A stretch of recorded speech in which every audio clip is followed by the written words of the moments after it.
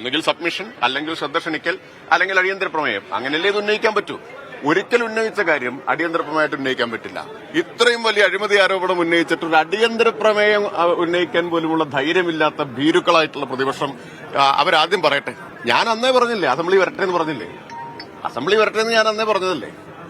എണ്ണി മറുപടി കൊടുക്കാം. അപ്പൊ എന്താ വരാത്തത്?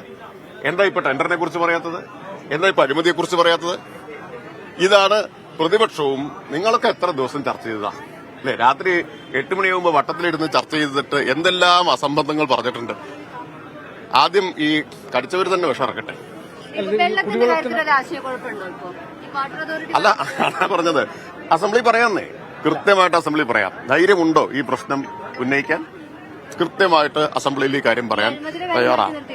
അല്ല, അഴിമതിയുടെ കാര്യം അങ്ങനെ മാറ്റി നിർത്തണ്ടെന്നേ. നിങ്ങൾ ഉന്നയിച്ച കാര്യം അങ്ങനെ വേണ്ട. എന്തിനാ ഔദാര്യമൊന്നും ഞങ്ങൾക്ക് വേണ്ട. തൽക്കാലം ഞങ്ങൾ അഴിമതിയുടെ കാര്യം ഒരു ഔദാര്യവും വേണ്ട. അഴിമതിയുടെ കാര്യത്തിൽ തീരുമാനമാക്കിയിട്ട് ബാക്കി മതി. അല്ല, അഴിമതിയുടെ കാര്യത്തിൽ നിങ്ങൾ സമ്മതിച്ചാൽ ആ പറഞ്ഞത് തെറ്റായിരുന്നു എന്ന് സമ്മതിച്ചാൽ അടുത്ത പോയിന്റ് ഞാൻ പറയാം. അല്ല, ഇപ്പൊ പ്രതിപക്ഷത്തിന് അഴിമതിയുടെ കാര്യത്തിൽ നിന്ന് പിന്നാക്കം പോയി എന്ന് നിങ്ങൾ സമ്മതിക്കോ? അത് സമ്മതിക്കോ?